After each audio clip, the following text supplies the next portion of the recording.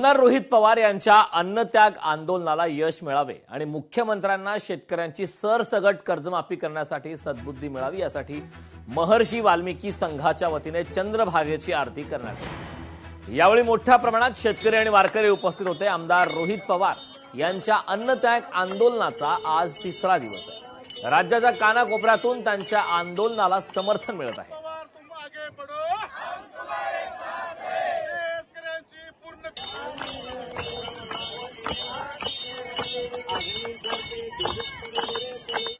चरित्राच्या संशयावरून पतीकडून पत्नीची हत्या करण्यात आली। नालासोपारा येथील ही घटना आहे। या संशयावरून पत्नीसोबत वाद घालत मारहाण करण्यात आली। आरोपी पती कलाम खानला अटक करण्यात आली। चरित्राच्या संशयावरून पतीकडून पत्नीची हत्या करण्यात आल्याची धक्कादायक घटना नालासोपाऱ्यामध्ये घडली। तर संशयावरून पत्नीसोबत वाद घालत मारहाण केले। आरोपी पती कलाम खानला अटक करण्यात आली।